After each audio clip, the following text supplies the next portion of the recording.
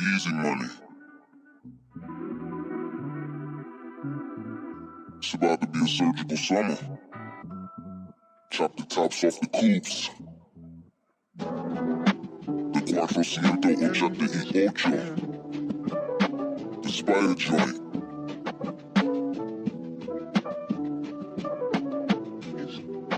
And you know we gotta cut the heads off these snakes, right?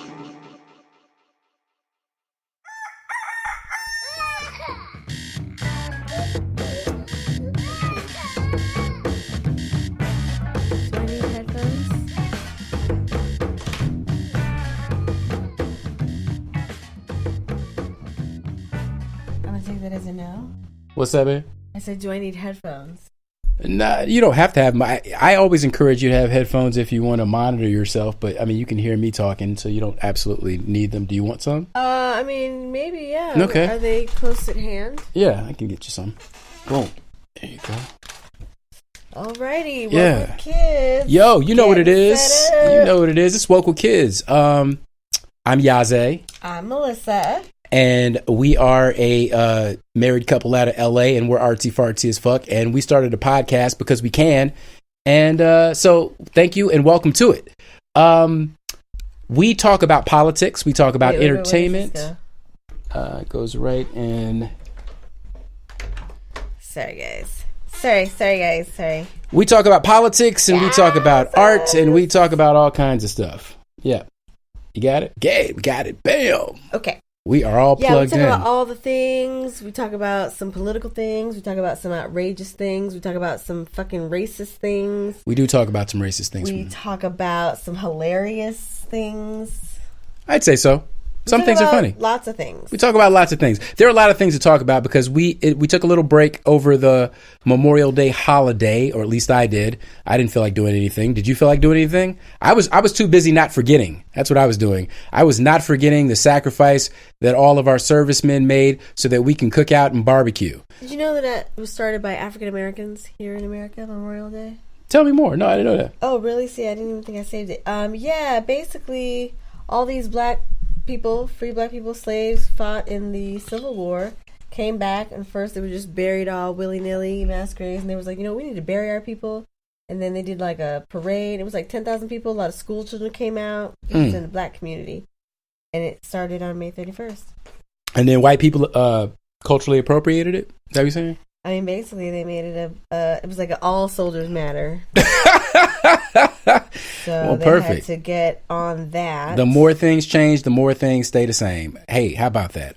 So Memorial Day, I hope you had a good one. We enjoyed ours. But no joking, sorry to cut you off. I mean, I'm all for Memorial Day. I support the troops. I think sometimes you would think, because we criticize the government and this and that, we're not Republicans. What? Nothing. Oh, I'm listening. I thought you were looking outside. And but I think so many of African Americans served in the military. Hello. Yeah, 1,000%. I'm pro people. And have died. I am pro people, and people are, and soldiers are people. Hell yeah. I grew up in a military industrial complex, Newport News, you guys, if you know it, it's nothing but shipyards and military bases. So I have a lot of sympathy for the circumstances that you have to find yourself in to voluntarily volunteer your body to go out and catch bullets for rich people in abstract concepts like nationhood. It's a very difficult rap. I mean, look, it's not that I'm not a patriot. I'm very pro-American people, but I am not about defending dirt and land and property over the value of human lives. I'm on the tangent already. How the government uses our military. That's what I'm saying. It's like, it's not what a lot to be you desired. You can support the troops and still have a negative opinion of the way the troops are employed. I think you asked me the last good war was World War II, and I wasn't there for that one. So maybe that was fucked up too. I have no idea.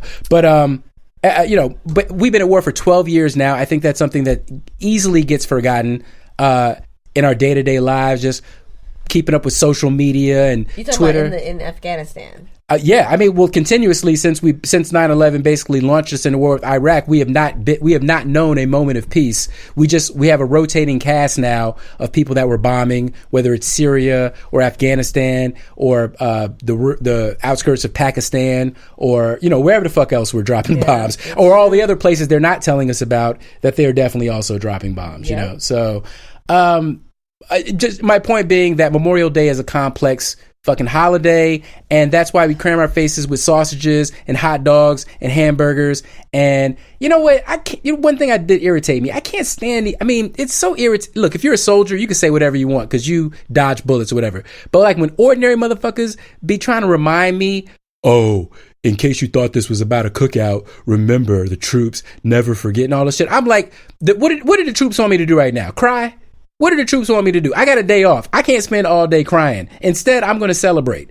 I am so sick of all of the patriotism and all of the loyalty demonstrations being about suffering, being about doing without, all about deprivation. Can we celebrate something? Can we be happy again? Can we find the things about America to celebrate instead of always just pointing out point out negative shit. That's what I'm about to do. Fuck that. I'm about to point out some negative shit. So never mind. I caught myself in my own hypocrisy. Anyway, there's a lot to talk about. Speaking of hypocrisy, let's start with some big picture stuff. Trump always be Trumping. That's never ending. Yeah, that's a given. So the latest thing that caught my eye, because there's so much shit, there's no way I can possibly keep up with all of it, or rather I skim it. But the biggest thing is that this motherfucker is pardoning everybody right now. He is like pardoning. He just pardoned this. I don't even remember the guy's name.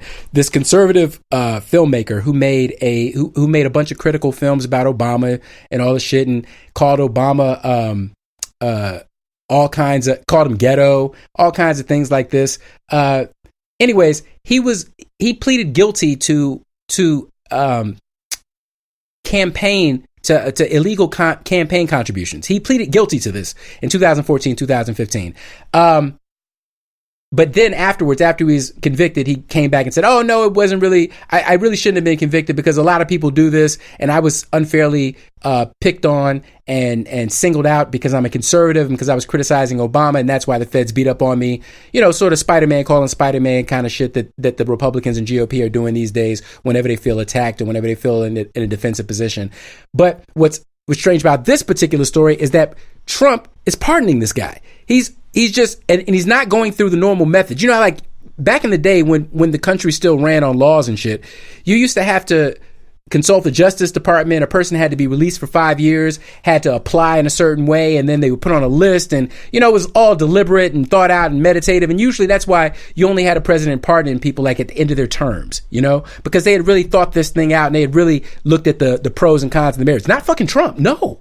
Of course not. Of course not. He just says he got a raw deal, so let him go.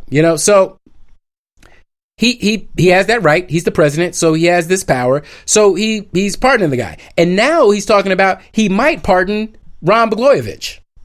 Oh, Lord. You remember this guy? So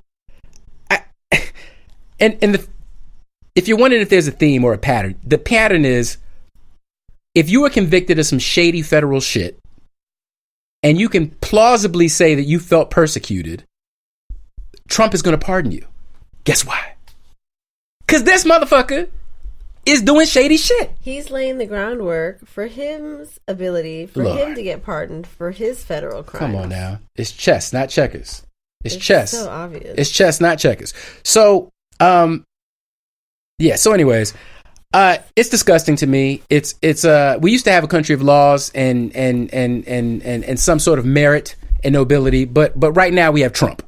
And it's just really freaking sad. So that was one of the things, the big things about Trump. I'm trying to think. There's some other crazy. Oh yeah, he just leveraged tariffs on Europe, Canada, and Mexico, which is a little strange because those countries are our allies. Those countries are the countries that like us. Those are our friends. Those are the homies. What's up? Basically, these are all the places that we import a lot of goods from. And also export a lot of goods. Right. Almost more importantly. So the president of the U.S. Chamber of Commerce wrote a letter basically saying, this shit is crazy. You're like threatening 2 million jobs, and they're mostly going to be in the states that elected Trump. Yet again, a case of karma being a boomerang. Trump be trumping, yo. Yes, Greg, Trump be trumping, man. And I keep waiting. I'm like, are some of his, not the like ideological supporters, but the ones who claim it was for some sort of mythological economic benefit that was coming. I mean, are they starting to question their decision? Or do they feel like he needs 8 years to figure it out? I think it's worse. Because it's not just like Obama like being obstructed in Congress. Mm-hmm. He's not proposing a lot of policies that are getting hung up. No. He's proposing the policies that are, basically canceling out some people's livelihoods. Yes. Congress is not, Democratic Congress, who are not in charge, do not have control of the House or the Senate, are not proposing these policies that are stymieing him as he tries to somehow do something that would expand opportunities for jobs and economic growth. Exactly. Chuck Schumer is not standing in the way of Trump signing an infrastructure bill. Okay? No, he is You know what I'm not. saying? So, and what's crazy is infrastructure is always the one that they can both come together on, both the Democrats. well, and that's the because Republicans, everybody can. which is why it's almost like that's why he's not even doing it. It's Greg on live.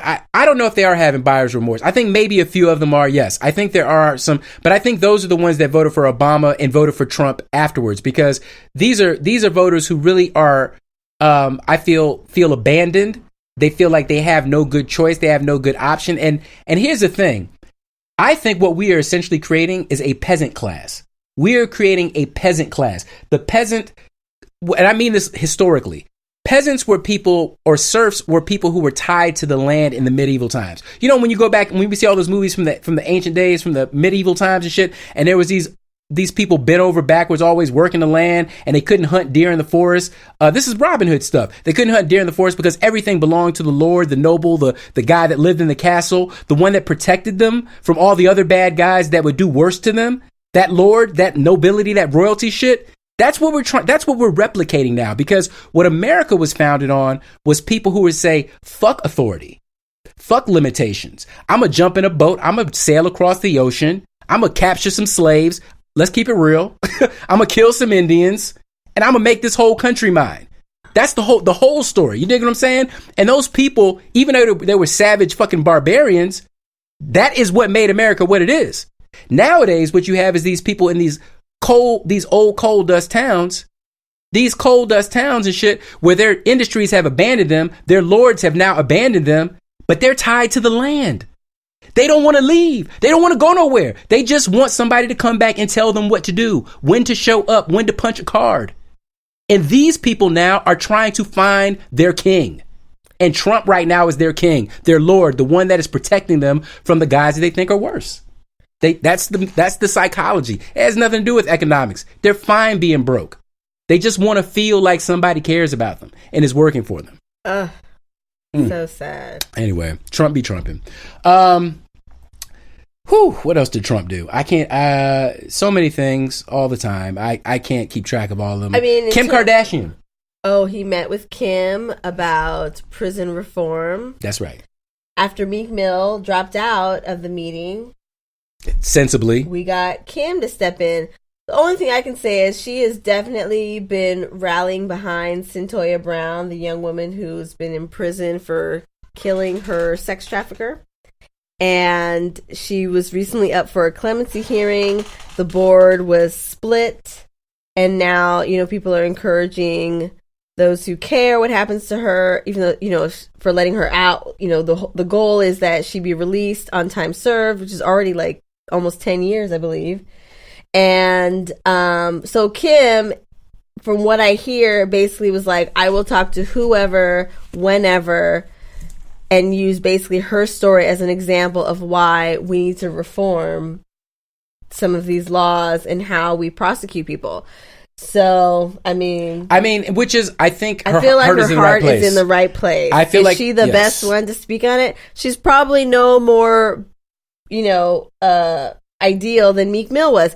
He has a limited experience based on his personal story, so he can speak to that. She has limited experience based on not her exact personal story, but what has become her personal cause. So she can really speak to that. She is either going to really create the environment for education that would lead to real reform.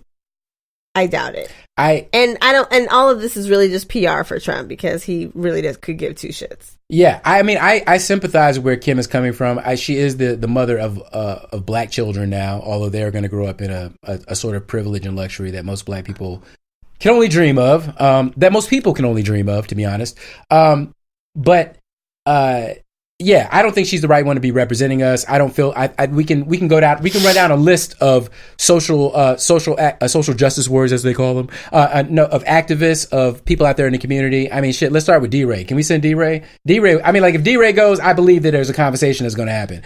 Sean Peters, if he goes, I believe a conversation is going to happen. I don't know. I don't know what conversation Kim is going to have, but there was a little controversy around it because the New York Times did a political cartoon showing Kim Kardashian with her butt on Trump's desk, and it caught a lot of flack, rightly. I mean, I'm saying it's kind of tasteless, but yeah, they showed Kim Kardashian's booty sitting on the desk, and like Trump is really fascinated by this apparently. So yeah. Anyways, I was going to see if I can find that. Well, I mean, yeah, that sounds like it's in poor taste. I can see how someone would make that cartoon though. Yeah, I mean, because Trump, I mean, I understand what he's trying to say. Trump likes the ladies, right? Trump likes the ladies. Kim is an attractive one. Maybe he listens to her because, and also particularly, part of her fame has come from her showing her body. Absolutely, you know what? Particularly her booty. That's a really good goddamn point. So Mel. that's really why they're making that particular joke, because what else is she really known for? So that's what they're going to use in this caricature. That's a really good point, because I mean, it is sexist, but on the other hand, not every woman introduced herself to the public through a porno film. You know what I'm saying? Like, that's a unique position to. Anyway, that's all I got about Trump. Enough Trump. Trump has been trumping his ass off. What else? Should we just move on to the government? Yeah. What do you got? Let's talk about the government. Let's talk about some politics. I mean, it just like breaks my heart to really talk about it, but I feel like it's not being talked about enough. So with this new immigration policy and the ramping up of ICE and deportations, and particularly the separation of children from their parents, as they process them through, immigration, it has come out that almost 1,500 children have been lost in the system. This is by the federal government, the federal department. They separated these children and they passed them on to what has now been confirmed for like 50 or 60, maybe more, to human traffickers.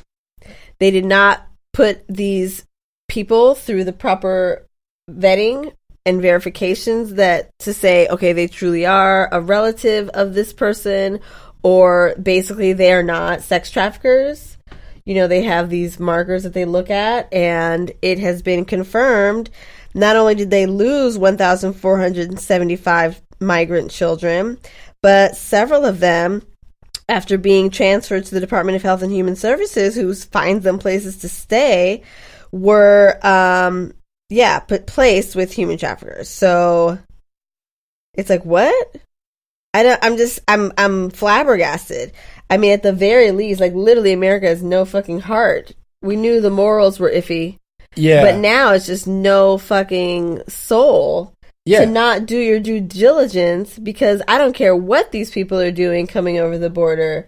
There is no international law that makes it okay for you to just not make sure that these children are placed in some place that is safe. Right. And to just straight up lose them, much less release them to traffickers. I mean, Jesus Lord. No, it's one of those things that will haunt us in retrospect, but feels like inefficiency. I mean, there's so many.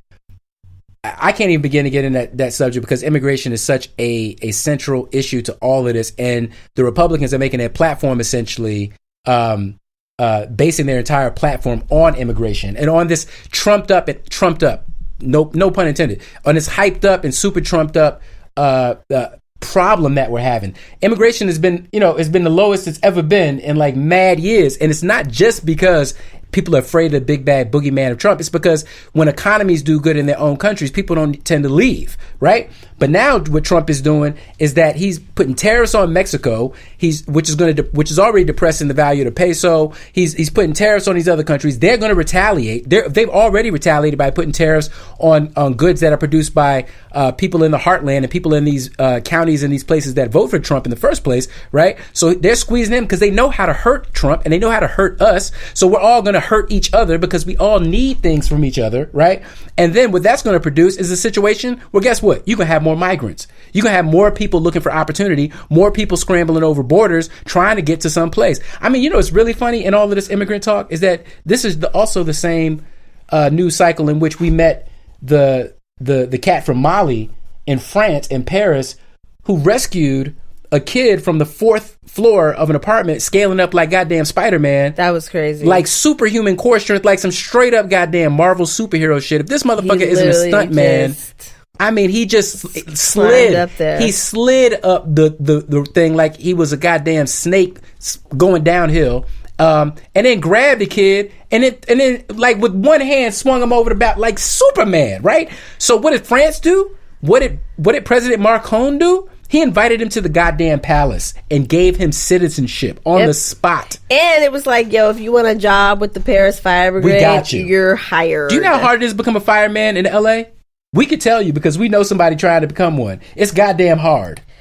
And then I think also in regards to immigration, Claudia Patricia Gomez Gonzalez was 20 years old, left Guatemala, came to the U.S. to find a job to pay for her education.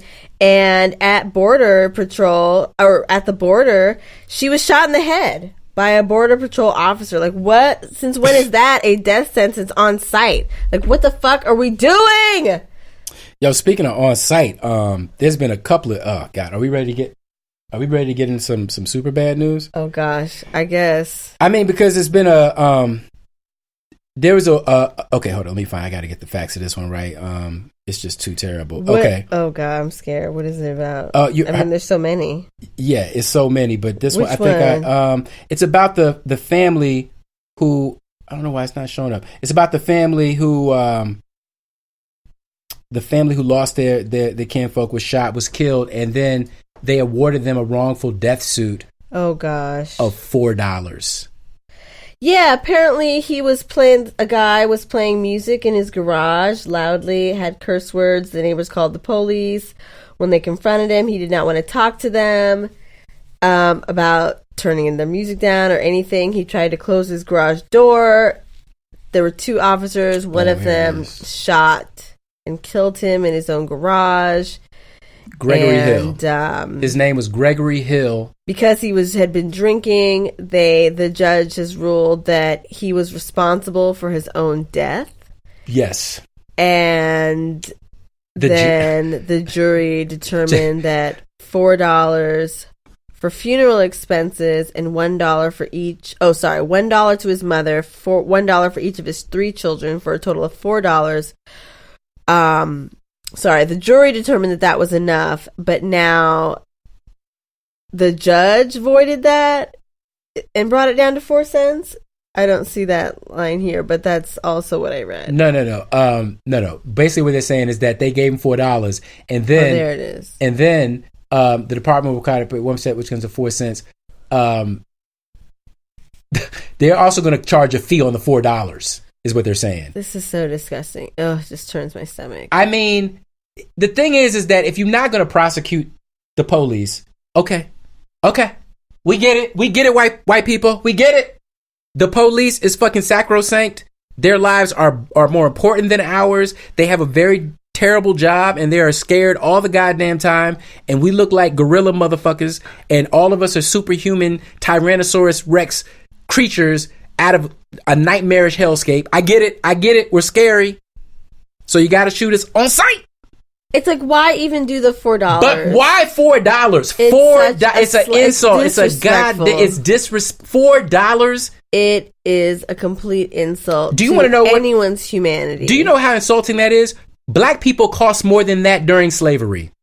That's how fucking insulting that is. $4 for a life? Unbelievable.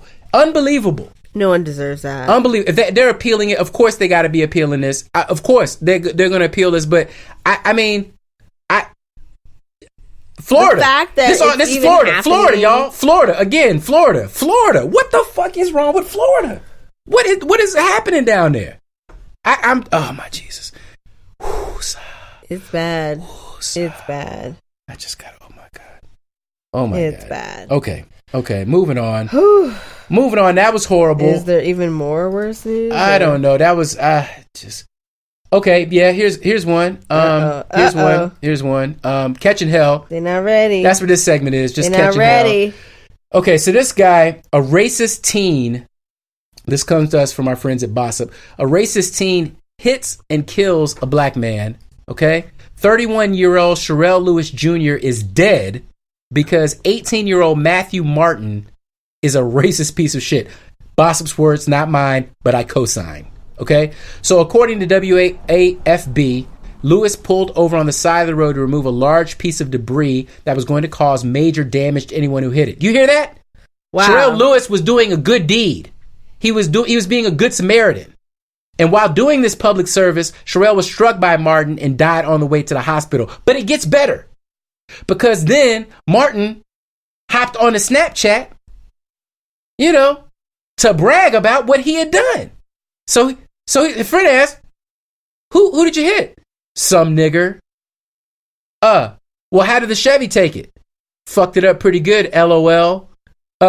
It'll buff out. The guy died on impact or what? Matthew. Yes, sir. Crying emoji face. Crying laughter. Crying laughing emoji face. Yeah. No, he died on the way to the hospital. What the fuck? When are we going to talk about these crazy white boys? When are we going to talk about these? I'm scared, y'all. Young, crazy white I'm fools? Scared. Okay. When are we going to talk about the parents, the parenting? I feel threatened. The lack of Christian values. Oh my God. What angle? When? What angle we want to take? At what point can we just? When do we see and admit that one of these the big common denominator in a lot of these mass shootings? Oh man, scary. In violence against other humans. So angry. And young white people. And my Buddha nature, it extends itself. I feel you. I've said this. I'm really not trying to fucking joke about it too much because obviously there must be such a deep reservoir of pain. And I'm not here on this planet to compare my pain to other people's pain. I'm not here to say that, my suffering as the descendant of slaves is, comparable to the pain of a Indian boy that grew up on the streets or whatever. I don't fucking know. I can't quantify these things, but I do know that whatever is causing, whatever these young men are doing, and I read about this shit. You heard about this Columbine? There's a subculture around Columbine. Okay, there's these kids that are on message boards on the dark web, that exchange notes and compare notes on how they would execute these things and have the biggest body count. Like 2 or 3 of these most recent school shootings, every one of them has left some reference in the note to the kids from Columbine. It was like the original. The minted. It's the mint. One that showed us all what could be done in one of the worst ways possible. But these kids are emulating this myth because they feel like they are part of this mythology of the loner, of the outcast, of the guy that can't fit in society. And I am just like, there's something I don't know what to do because they're killing people. It's like of Mice and Men. You know what I'm saying? Like the big stupid guy, he loves the little fluffy things. Whoa, I want to pet the little fluffy thing. But he kills it.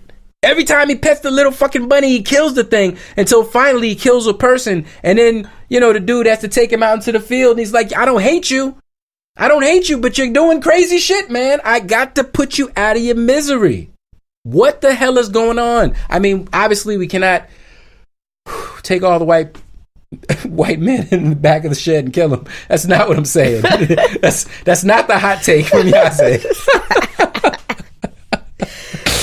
That's kind of what it sounded like. It definitely was. It is a modest proposition, but it is definitely not leaning that way. It is a modest proposal, but I am not. Like if A plus B equals C. I'm not trying to persuade you of anything of like that whatsoever. But we do need to fucking talk about it. We gotta talk about it. Okay? Just like, look, because we sure enough talking about MS-13s. We sure enough talking about MS-13s. We talking about Chicago. We talking about, you know, we talking about everybody else killing. We're talking about every other group that has problems and is, acting out violently, which is the culture of America. Yeah.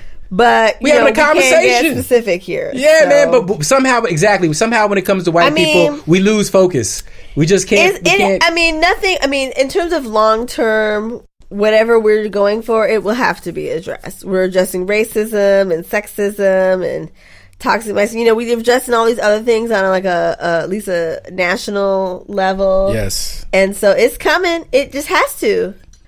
Hey, white people, I'm sorry. I know that was a lot to sit through. It was very hard to sit through. I probably lost like 20 white listeners just then. That's very harsh. I understand. We have white male listeners right now that are listening, and I know you're sitting there thinking, I'm good. I'm righteous. But see, people don't understand right there. Anytime a white person or whatever color you are, if all of a sudden you get defensive when you ain't did that shit, you have some guilt. Yes. Check yourself. Check your privilege. Why are you feeling some kind of way? You didn't go shooting anywhere up. That's right. At the very least, you should be like, man, my people's is suffering. What can I do? Let me go be a big brother. Let me go talk to the nephew. Let me go make sure these motherfuckers with guns and having problems with girls understand that violence is not what to do with your feelings of frustration. Thank you. These women don't owe you nothing. Black people are not, whatever it is. As a man, it can be empowering. I think everything we're saying, and I think anyone, whatever it is, who gets all in their feelings, it's like, well, you have some soul searching to do because there is a reason why you are getting so defensive and feeling some kind of way if you have not committed the actions that we are talking about. Absolutely, absolutely. As a man, I had to come to terms with that with this whole Me Too thing because I immediately got defensive. Look, guys, I confess my sins. I admit when I get it wrong. When they first accused Cosby of rape, I definitely jumped right in front of all the bullets and said, no, it was a legit fight here in the Vincent household. Listen. I was like sweating. I just couldn't believe it. I was like, what are you saying? And then it was like, I don't know if you're joking, but I'm not joking. 1,000. So you really need to like think about what you're saying. And at one point I was like, I'm leaving this conversation because I can't even continue. No, this is You're not lying. This is legit. Real. This was a threat to the marriage. I was so fucking serious, and I just kept thinking he must not understand that I'm serious.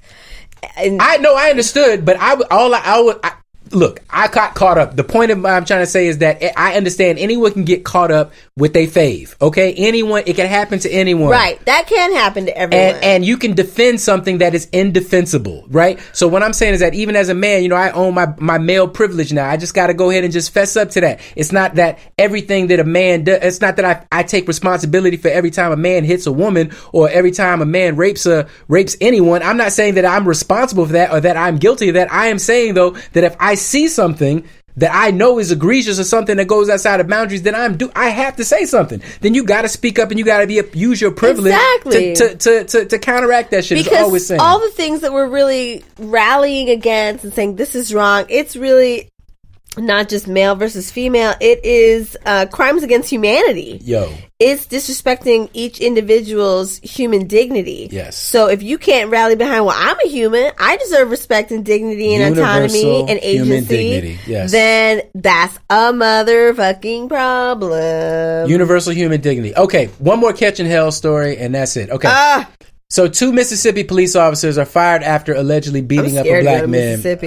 Mississippi and Florida, y'all. 2 Mississippi police officers were fired last week. Alabama, that's where I'm scared to go. Were fired last week from the Laurel Police Department for allegedly beating a black man last week. James Barnett, 36, said the officers followed him after he reached a police checkpoint in Jasper County and turned his car around.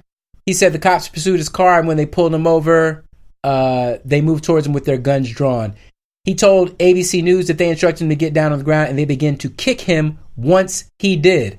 I've never been so afraid of my life, Barnett wrote in the Facebook post in which he included pictures of his injuries. I will not let this go. I don't want this to happen to anyone else. There is no justice in what they did to me, but I will get justice. And I'm glad to hear that the police officers were fired. I'm glad to hear. I mean, it's not prosecution, and they will probably be criminal. able to get hired in another county, without doubt. No doubt. They'll get or get a better paying job or something. Kind of a slight side note. So we're getting, in some ways, a lot of these like minor incremental wins, for lack of a better word. A few firings, these people that are not police officers are getting convicted a little bit here and there, like the old dude that shot Rakia Boyd, or the dude who shot Jordan, can't remember his last name, or whoever the young kids playing music in the car at the gas station. Right. Here and there, we're getting average citizens who are just way wilding out and killing black people for no reason are getting prosecuted and convicted. So is it like, it's hard to hold those two feelings at the same time. Like, yeah, but at the same time, it's like, fuck. Like, it's so incremental. It's so minimal when you think about the millions of people that live in this country. And then if you are not really addressing the systemic institutionalized racism, particularly with the police department or the federal government, it's like, does it even feel like a win at all? Yeah. I know what you mean. I know exactly what you mean. Patience is hard. It's hard to have patience and have faith, because that's what we're getting at. Is that because I think about this all the time. I'm a philosopher, y'all. I think about the nature of reality a lot of times. Like I know we're examining reality through the lens of politics and through the lens of suffering and trauma done to black bodies and against universal human dignity. But really, at the core of this, what I'm genuinely interested in is what is the nature of our reality, and how able are we to shape it to what is best for our being as people that obviously want to be happy, that people that want to enjoy what is good in life. Why do we find it so difficult to create a universe and a set of circumstances in which we can realize that, especially living in a time when we have so much technology and so much access to knowledge and information in a way that we never had? But the truth is, it seems that we're going through this growth phase where the access to information is blinding us. And now we're able to choose these sort of sets of facts or sets of reality, which is not allowing us to have this dialogue about how to get things done. Because I'm so angry, I don't know how I could ever sit down with someone who claimed to be from the alt-right and begin to have some conversation where from my perspective, the beginning of their argument is that I am less than human. You dig what I'm saying? It's like, it's hard. It's hard to have compassion and sympathy for one's enemy when they don't even view you as a human being. And, so anyways, woo!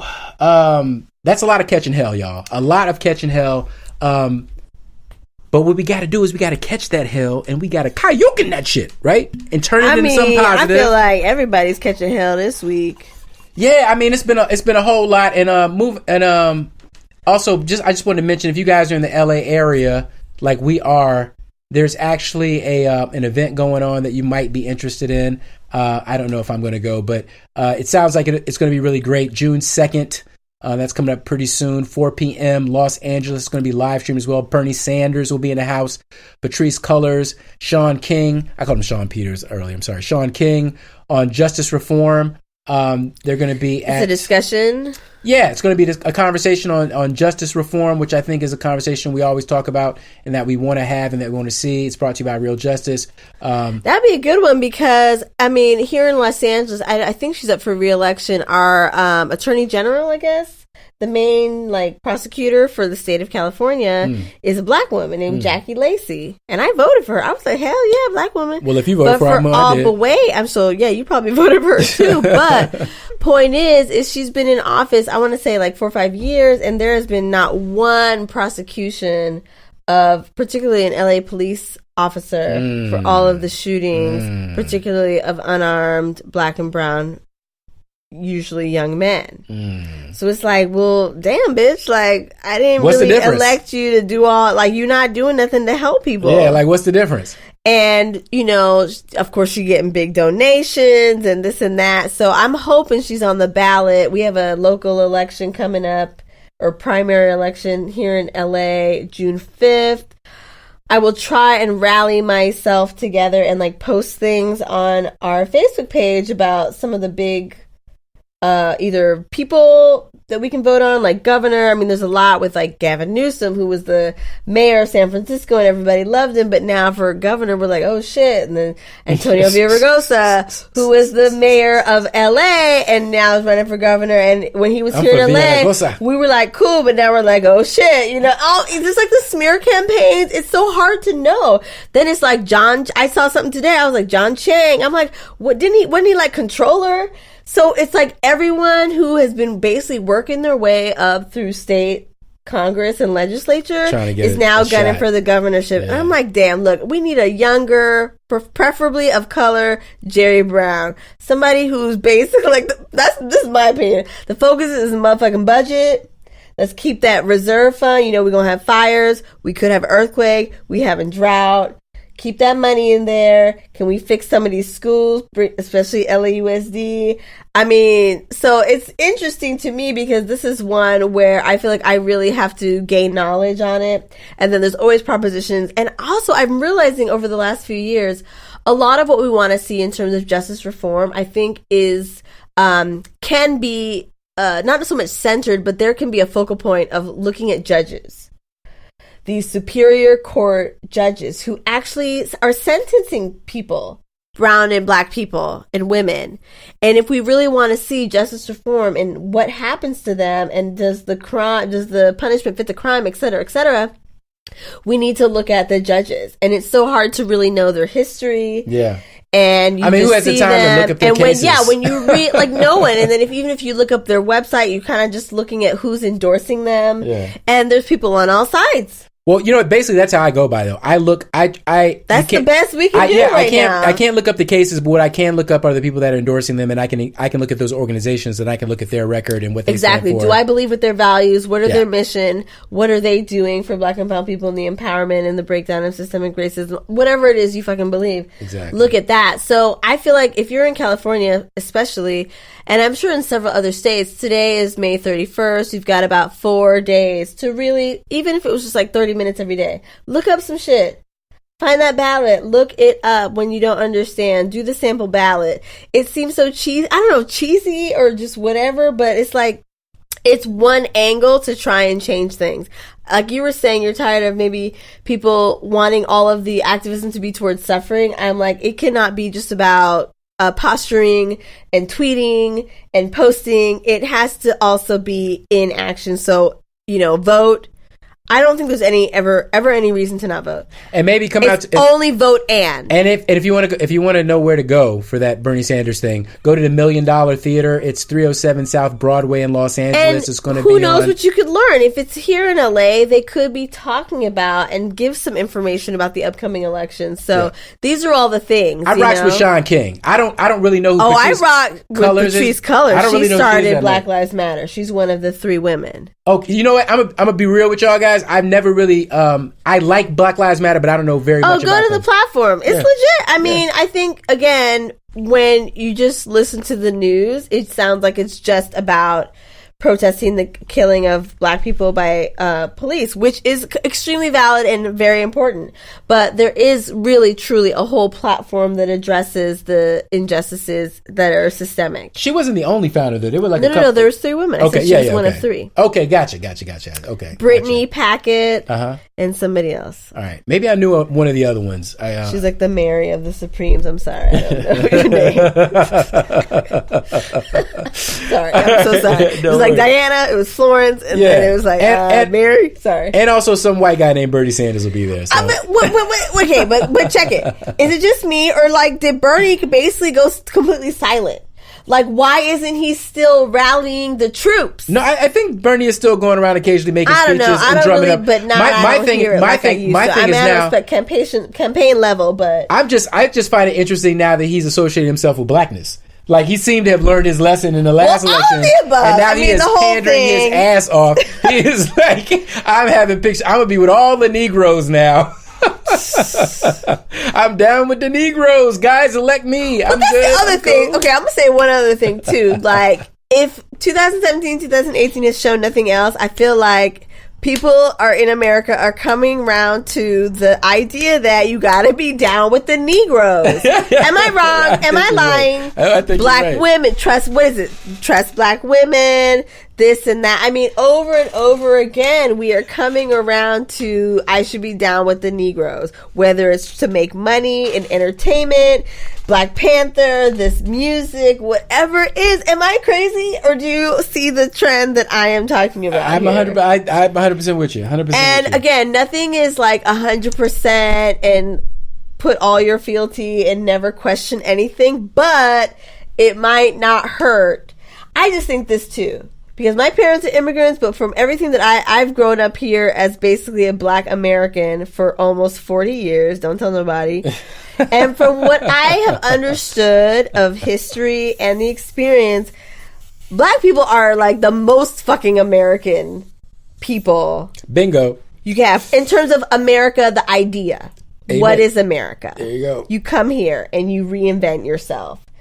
And white people think they had it hard coming from Europe, but like y'all made it harder for Africans. So for any descendant of an African slave who came here to basically make something of themselves according to these white man rules, it's fucking amazing. Every fucking president should be black. Yo, how about that? In terms of pull yourself up by your bootstraps, or there Native is American. no one else.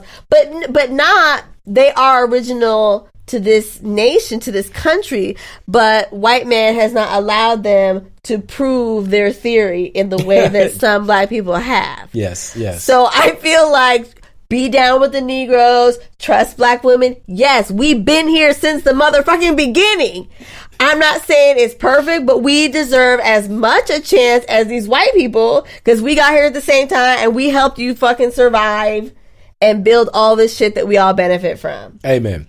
Not to the exclusion of anyone else. I'm just saying. No, we just want a piece. Just a piece. All right. And let us lead too. That's and let us be president again because we're so good at that. You know how good we are at this, guys. I feel like, come on, guys. Why don't we have a movie or a show yet where the president is a black woman? Have I missed that show? I'm surprised. No, they had a woman, but not a black woman. They had a black man. Sure, they had a black man and a white woman. Right. Okay. But if you had the fusion of the two, the world would explode.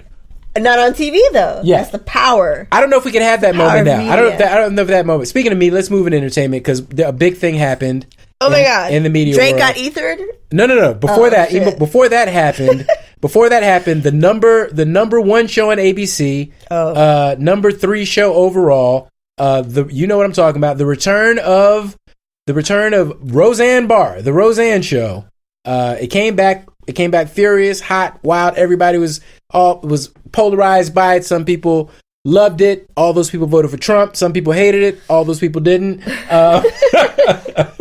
Yeah, basically. And then they had a season, and it was a whole season, and they did a thing, and I watched some of the episodes, and they weren't terrible. I mean, because they were written by people such as Whitney Cummings and Wanda Sykes and Kevin McDonald. And they were funny. Wanda would clarify. She was like, "I did not write none of that shit." Okay, she said I was a consulting producer. Okay, consulting producer. Well, anyways, it wasn't all had bad. A full-on thing. Yeah, a lot of people were working. Laurie Metcalf was in it, who was all. Well, of course, who's John great. Goodman, John Sarah Goodman's Gilbert, fantastic, all yes. the original people, the blonde girl. Becky, It had a lot I going didn't really for it. watch the show. It had a lot going for it, and it did really well. I wasn't mad that it was on the air. I was going to let it live. I was letting it live. I was just like letting it be doing its thing. I wasn't these tripping. White people something. They can have a show. Blackish is on the show. I was like, I can be on. It was I don't even, watch it. It was I won't educational. watch it. It was even educational to me because I was like, I don't know these white people, so this is an interesting and I felt window. Like it was a window and what they may be thinking, a mirror and a parallel for people these white people who might not want to watch Fresh Off the Boat. That's right. And might watch it and be like, okay, let me see where I can fit in and where I didn't know that. That's now I learned something. Same thing with Blackish, etc. I felt like there could be a space. Now, Roseanne, in the years since her show has been off, has become an extremely outspoken racist. So there was that problem for a lot of people. From the jump. And that was she herself, regularly spews. Yeah. Racist, right, xenophobic, homophobic things. So going way back to Obama, Nazis, and all of the things. She took this incredible picture of her dressed up as Hitler, baking cookies in an oven. I mean, demented shit. Demented shit. We were like, okay, we'll set that to the side and give the whole show a chance. Yes, and we did. And then maybe mistakenly so. And then some people are like, y'all should have never did that shit in the first place. And then on the eve of the writers reconvening to start work on episode 2, season 2, Roseanne, for some reason, tweeted that the Muslim Brotherhood crossed with the Planet of the Apes equals VJ, meaning Valerie Jarrett, who was a former advisor of Obama. And I'm going to be real with you. Somebody had to explain that to me because I would not have gotten VJ out of it. I didn't know. I felt like she must have said, I thought there were tweets prior or she had said something else. Exactly. You must have to follow her. You must have had that some context. To know that Valerie Jarrett was even on her motherfucking mind. So clearly she has a pattern of this that other people could decode, because if that would have been completely out of situ and just in isolation, I wouldn't even know what the fucking equals VJ means. But Valerie Jarrett is a black woman, if you do not know, who was born in the Middle East. So it was a double fucking slur. Oh, is that what that was? It was a double slur on her. Know that. Yes. So it was and so part of her comeback was actually okay. Wait. So let's back up. She put this tweet out, and everyone immediately condemned it. Exactly. Wanda Sykes immediately was like, "I ain't going back. I ain't going back to that shit. Yeah. Fuck that bitch. Fuck this show." So she showed some Sarah kind of Gilbert integrity. Was like, this sucks. No one at the show agrees with this shit. None of us is feeling her personal crazy racist bullshit. Yes. But we got a show. And Twitter did what it did, and the social activists did what they did, and they made the fucking thing. And so eventually all of this got up to Queen Channing Dungis? Yeah, Dungy. Yes, queen. Yes! As Ava said, yes, she is a queen presiding over all of your garbage and taking it out. Yes, sitting on top of your world, presiding over your garbage and taking it out. So basically, the president and top dog of ABC Entertainment is a black woman named Channing Dungey. Yes, she is. And she had caught some flack earlier because she'd actually defended the not airing of a particularly volatile episode on Colin Kaepernick. I hear that it was about kneeling during the anthem. So she caught some flack for that because people didn't buy the explanation that it was a mutual decision not to air the episode. That does sound weird as shit. I don't know why that doesn't really fall make any in line sense. with what we know of Kenya Barris. Doesn't sound like truthy. Sounds truthy, but not truth. So when she did this, it was kind of I think some people were surprised, but everyone got her back immediately. Hollywood fell in line, got her back. And also Ava pointed out that she basically had to also double check it with Bob Iger. Yep. Bob Iger. Who said it was the right choice? The top of Disney. Yes. Because Disney owns ABC. And that's notable, I guess, because Robert Iger is a white man. He is. And also what's notable is that they had just had the upfronts, which if you're not in the business and whatever, you're not in LA, the upfronts are a ceremony that they have where they show all the media buyers the content that the networks or the stations have come up with, and these media buyers can decide if they think the show is going to be a hit and how much money they're willing to bid for commercial space, commercial time to air their advertisements. I know this because I work in advertising. This is very true. The only reason I know this. So they just had the upfronts, and so they'd already had bids, and they knew for a fact how much money the show was going to make them. Yeah. And they said, we're giving it back. Side note, amazing. Amanda Seales, my favorite comedian and actress and fellow West Indian, she, I guess right when it happened, she does a lot of like IG stories and IG videos, and then she'll sing and act things out. So she basically did like this, like, this is my impression of Channing Dungey when I got the information, and she's like on the phone, and she's like, Barbara Howard, get me, ICM. Oh yeah, Roseanne's agent, ICM, which is like part of the Big Five, dropped her. So she did this, and then she sang, a little thing, and it was really hilarious. And then I guess 3 different like DJs like remixed it and added music and edited different memes and clips, and now it's like fucking amazing. So she reposted it. Seriously, I gotta post it on the page before the night is over. Do yourself a favor, go to Amanda Seales' Instagram page and look for her recent post, because that's really what it was. It was like, you tried it, bitch. Like, you tried it. You forgot that your boss, essentially, because the head of the network is your boss, was a black woman. Boom. So it's probably she wasn't used to that not reality. a good idea to compare a black woman to I gotta find the story. She actually said, it gets better. Right. So then this motherfucking shit gets better. This bitch said, sorry, I'm sorry. It was late at night. I was took on an Ambien. And then Ambien tweeted back. The manufacturer, Sanofi. I mean, this is like the clapback of the motherfucking year. You gotta pull up the exact thing. I have it saved. Hold up here. So this bitch was like, Ambien said that racism is not a known side effect of our product. Yep. There's like, we have lots of different people, diverse people working here. And while there are side effects, racism is not one of them. Boom.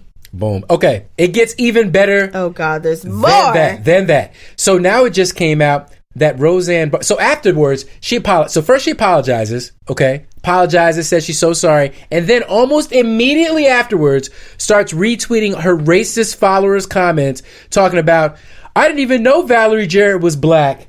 Roseanne, you look blacker than she is. And talking about here's the part. She begged ABC. I begged Ben Sherwood at ABC to let me apologize and make amends. I begged them not to cancel the show. Her words. I told them I was willing to do anything, and I asked for help in making things right. Notice she begged Ben Sherwood. I'm about to say, but bitch, that's not your boss. Who the fuck is Ben Sherwood? But wait a minute, bitch. He not the bitch that fired you. You see what I'm saying? He didn't fire you. She limited her own. Ben Sherwood didn't fire your ass. She could not even bring herself to ask the right person to make things right. It would have been better if she said, I was trying to go to Bob Iger. You know what I'm saying? Like, I tried to talk to somebody white, like a white man. No, bitch, none of these motherfuckers can help you. Listen. Anyway, And then the queen is not making time for you. Listen. I do feel for the cast and crew who are now out of a job. Yes. You know what? There's all the memes. Like, can we just get like the Jackie show? Let's just make Laurie Metcalf the star, or a show called The Connors. Yep. Basically, Dad. Roseanne dies. Dan. Yep. Can continue. Jackie. Everybody. Literally, everything stays the same without that. But you know what? It wouldn't work because the Trumpies like Roseanne. And they will boycott the show. She's the racist. And that's the whole reason they want it. My Facebook buddy Pierre Benu, author of Fertilizer, a seminal work that every young artist should fucking read.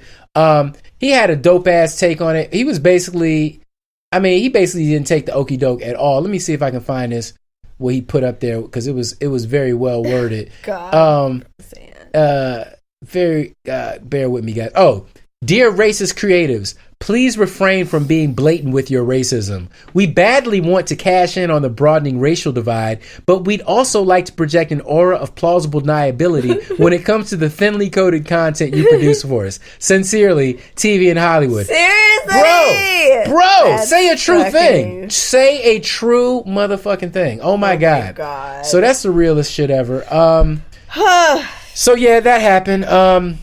Okay, and what else? Moving on. Dumb Roseanne. I guess she got canceled. She'll probably get picked up by Fox News or Fox and put her on next to Tim somebody's show. That show they brought back, Tim Burr. I don't know, white. Tim Allen.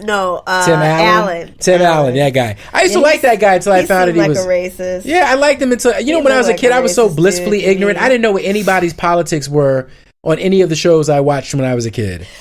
But you know what? I didn't know That anybody's was like, politics back then. None. It's funny Nobody's. because that really was like the 70s and the 80s. And I guess prior, we didn't know. The information wasn't there. Bill Cosby could be our dad. Yeah, Bill Cosby could have been a Republican He the was our whole dad. time. The whole time he was doing that show, I would have known nothing. You know, and Nothing. I don't know. It's weird. It's a weird Home time. Improvement, Family Matters, the other one with the white people, Step by Step or whatever.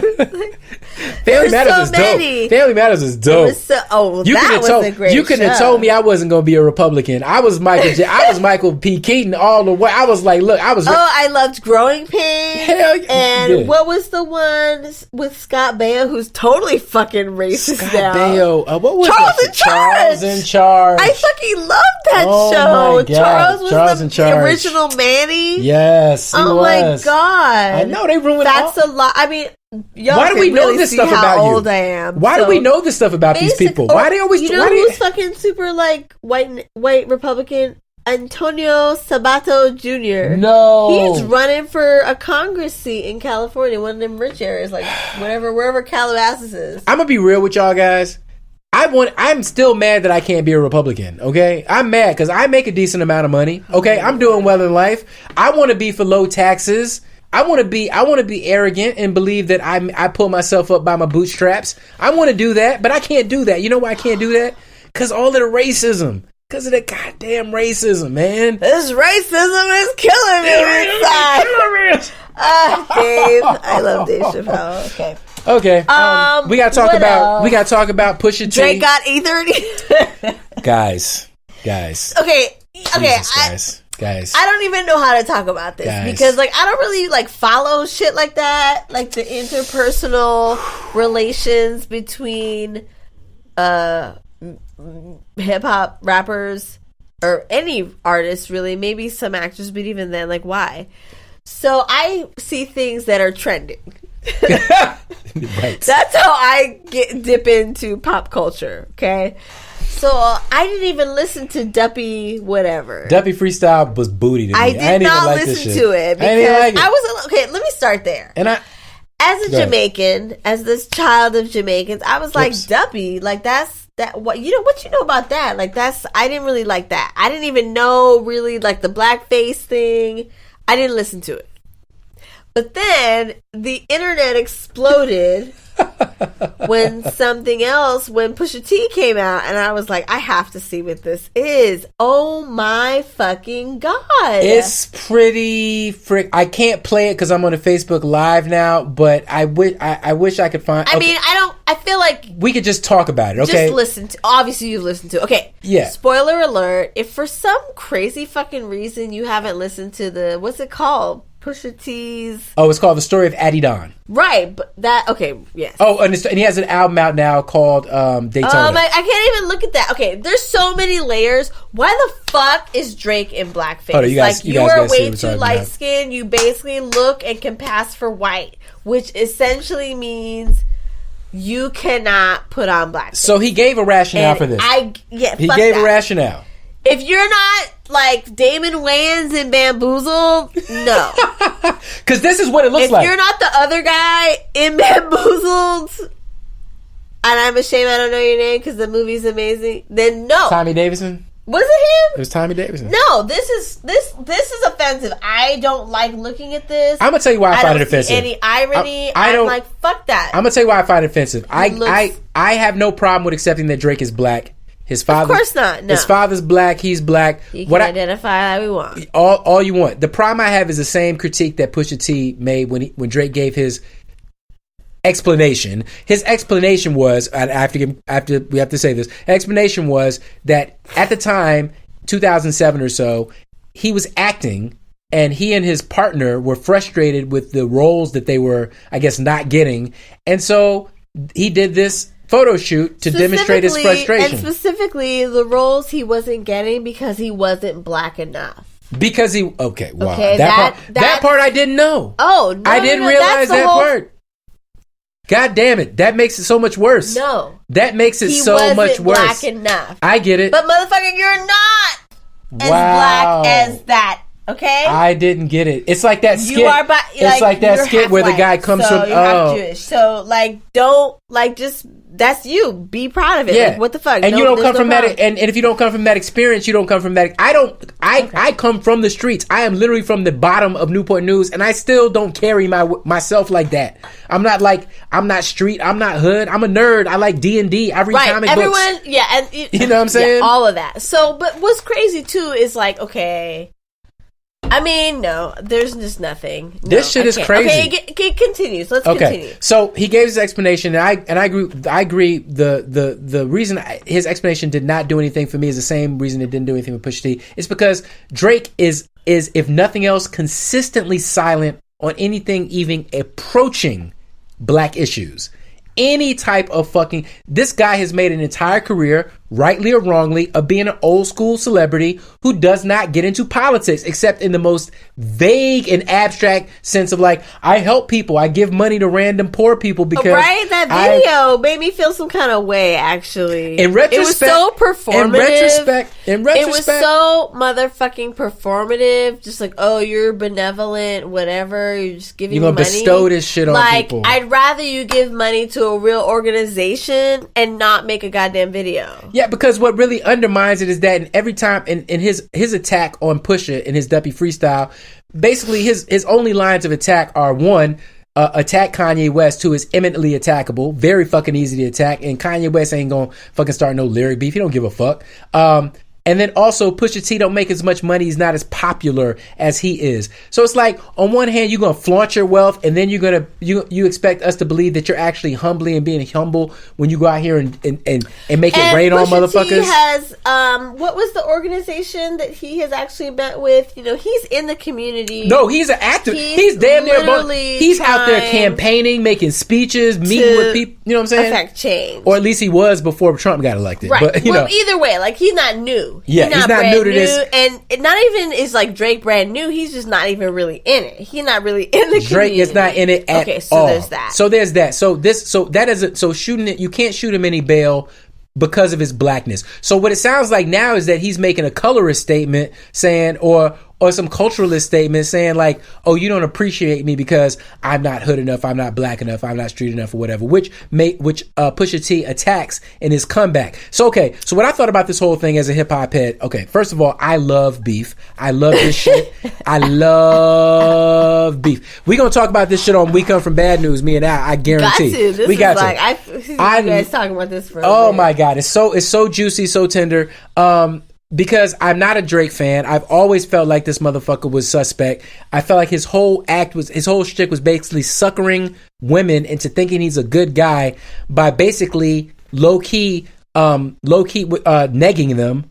Like low key negging them. Negging is a term that pickup artists use, and it's a technique they employ. Basically, it's that shit when a guy meets you and he's like, you cute. I bet you look good with some nice jeans on. Maybe I'll take you shopping someday. Or like, you got like a grifter. Yeah, but basically they tell you something nice and they tell you something bad about yourself. Like, like a trainer might come to you and be like, oh girl, you look good, but if I get you in the gym, I could take 10 pounds off you. Saying you need to fuck with me. You know, so like basically like I want to be with you, but some pimp shit. But I'm gonna neg you. I'm gonna emphasize your negatives and put you and chop you down to size. This kind of thing.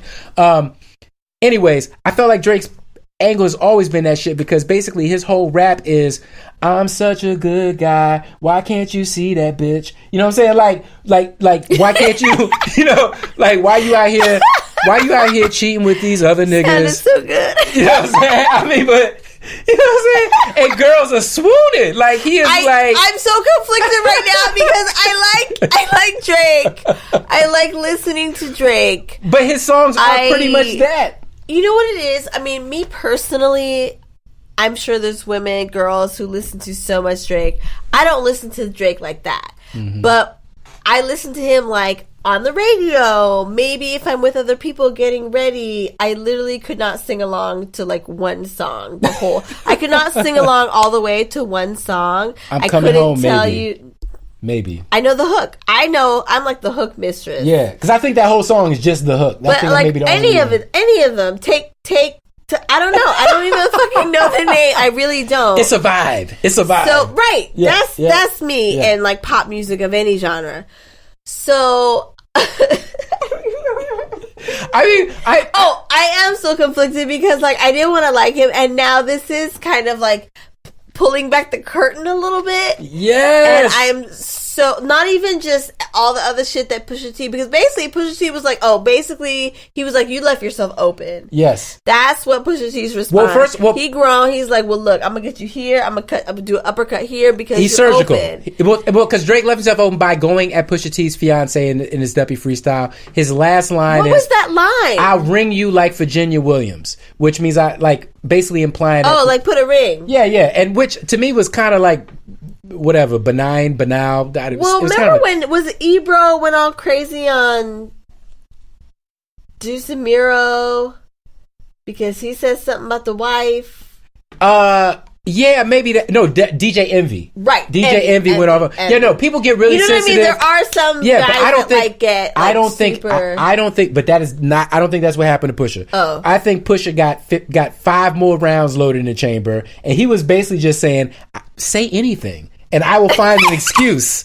I will find a reason." Okay, that's what the response told me. Because he didn't just stop at. He didn't just stop at the fucking you ain't black enough or you got issues, but he got personally talked about. He said you're hiding a child. He said you're hiding. All the memes are about how Pusha T hired an investigator, a private investigator, or the fact that I've seen like bullet point lists of all those things that Pusha T says and just like cut the motherfucker down. Unbelievable. I've seen memes where Drake is in a casket.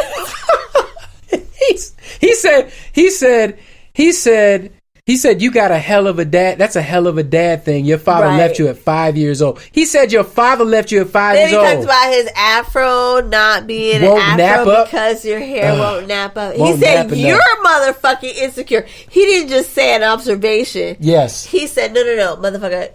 I see that you are fucking insecure. Flipping the beauty paradigm. Because you're shit. Flipping the beauty paradigm. While I rock my like 1995. I love it. To the side cornrows. Listen.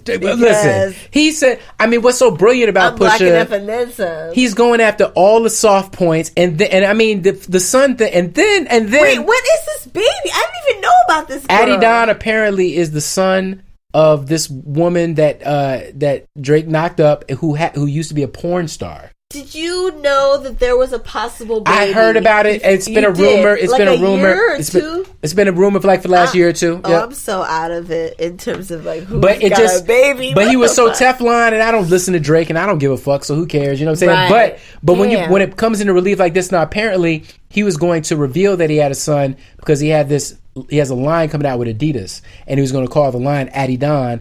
After Adidas and his son's name Adonis. Okay, so that's the scuttlebutt.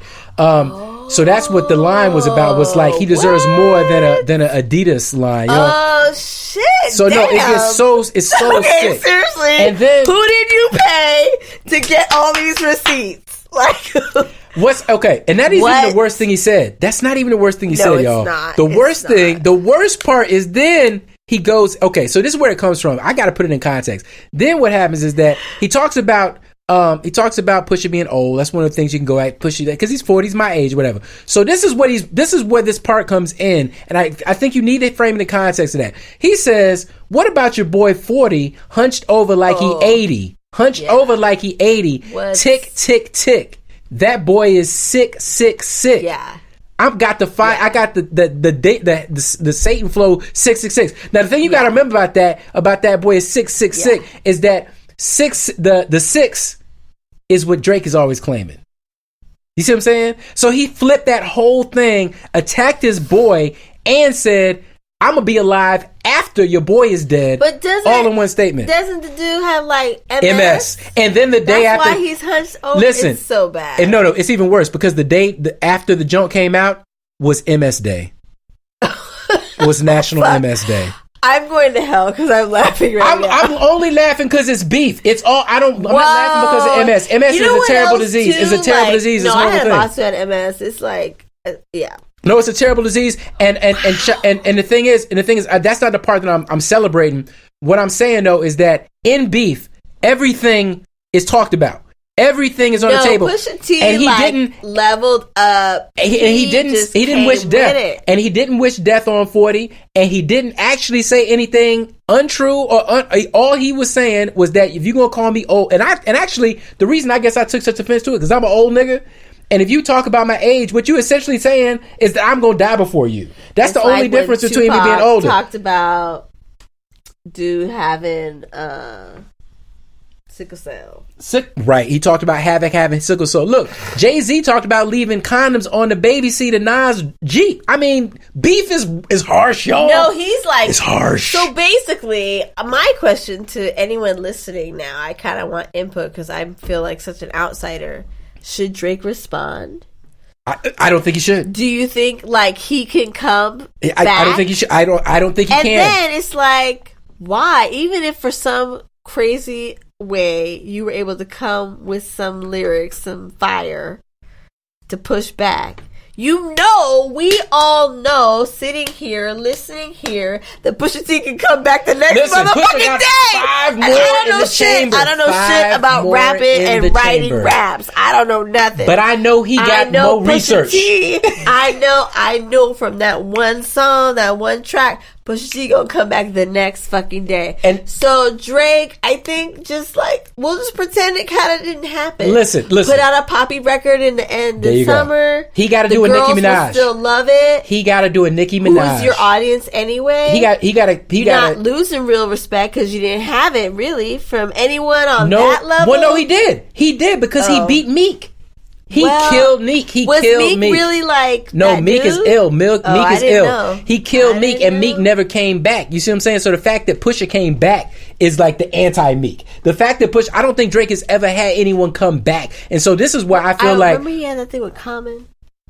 Yeah, but that was never any real. I don't know. The problem. I really don't know. The problem. See the difference. I'm about to tell you. The reason that Drake should not get into this fight and should not do this is because Drake has never fucked with an actual gully ass street nigga. Right. Meek is a street. Meek is street. Meek. I'm not saying Meek was not street, but Meek is a young buck. He's a young buck who comes from this new era, so he's much more willing to lay down the sword and be like, all right, cool, I don't want no more smoke. You know what I'm saying? Whatever. But Pusha is from the 90s. Pusha is from the era of Jay-Z. Pusha is from the era of Nas. I feel like you can look at him. I don't got listen to no his mercy. Music. There's no mercy. I don't listen to his music. But I feel like I can look at him.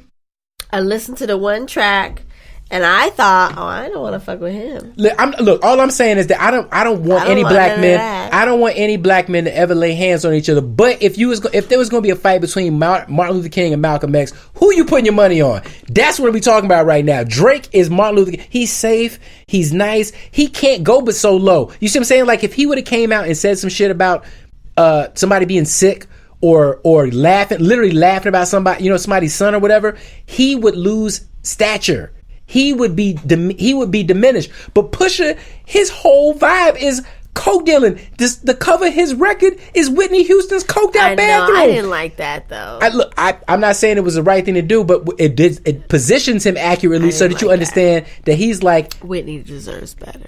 She does. She's an angel. She does. But that is some cold ass marketing because he knew that was going to get talked about. He's going to be in the He's going to be in the news and in the media cycle for the whole summer. It was brilliant, and the only thing that Drake can do now to recover any momentum or any energy is to give him no more. And then talk about him, I don't know. I don't even know if he can. I can't sing, so it'll be in another song, like how they be trying to come for him. Exactly. And all the girls be like, "It's okay, Drake."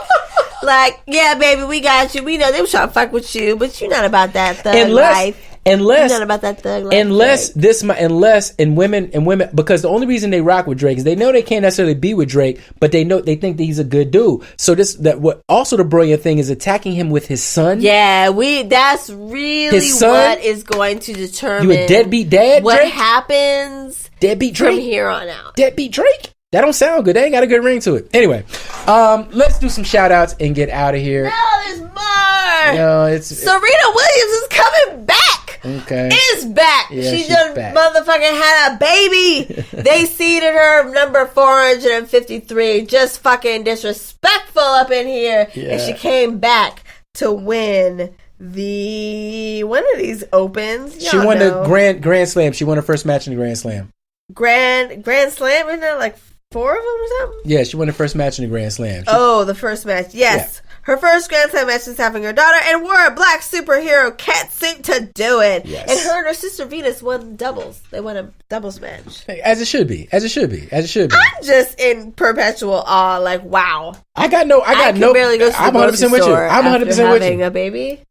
So it's amazing. No, she is literally I think even that white boy Roger Federer is like, no, she's the GOAT. Yeah. Like, y'all pay me more, but she really is. Everybody understands that she is phenomenal. Was literally invented to do this. It is a beautiful thing that we should treasure, I think, as a nation, really. Absolutely. Shout out to Talk It Out Podcast. Hey. Shout out to Tactless Know-It-Alls. Hey. And King Aries 22. Okay. I don't know who you are, but right on. Thank you for listening and reposting. Al Diddy, of course, my partner in crime with We Come From Bad News. Appreciate you. B Mills, thank you so much for the repost. Random Tandem Podcast, thank you so much. Enjoy your drinks, ladies. Get at us. What is the White Pants Society? Understand? It is summertime. It's definitely going to be some white pants parties. Get your groove on. Just Say Words Podcast, thank you for the repost. We appreciate you. Terrace Dixon, Two Awkward Millennials, thank you so much. Ebonics, we appreciate you, bro. Brother, you are a brother. Yes, thank you so much. And Two Squares Podcast, we appreciate you so much. Actually, I think there might have been another one because we didn't do a shout out last time, and there were a couple other people that gave us some reposts. Let me see. The Crazy Town Podcast, thank you guys so much. Two Awkward Millennials, they always shout you out. I think we did. And the Black Podcast. Hey, friends of the show, we appreciate you so much. Let me see if we have any new comments on Stitcher, honey. If you want to stretch, you can talk about some more stuff. Oh, well, okay. So I don't know if any of y'all had listened to my other podcast called Off the Page with Melissa Kay. My first and only guest so far was Nigel Mumin, and we were talking about her feature film Gin, and she was just about to premiere it at the South by Southwest Film Festival this past March. Well, as of this past week, she has just wrapped shooting and being the director of 2 episodes of Queen Sugar. What? Stop! My girl is directing episodes of Queen Sugar now. I believe they're episodes 8 and 9. Oh my God! She's been down in New Orleans doing her thing. I just knew. Unbelievable. I knew that once this film premiered, everything was going to begin for her. And that is so phenomenal. She's been posting a few. Guys, you don't even know. Yeah. I mean, like I don't know her that well, but Mel has known her for a long time. Since she was like a student, since she was a little good person, not a little girl, but it's a good man. She was young. She was so young, and she was in school, and she was struggling and trying to get money and scraping money together to do this project. It was about mermaids and shit. I didn't understand nothing. She got that Princess Grace Award for it though. Amazing. So shout out Black Excellence to you, girl. Yes, Nigel. Black excellence to you. Let me see more reviews. See anything new? Yeah, we do actually have a new one. Great. Okay, I love new ones. February. How far back do we go? I can't remember. Matthew I just Delano. feel like, what is Miss Chinks again. That was in March. Y'all ain't leaving no comments. Yeah. We ain't got no new comments. Oh, darn it. Okay, well. We ain't got no new comments. I know why you're not leaving no comments. What's up? What's going on, y'all? We need to talk about net neutrality.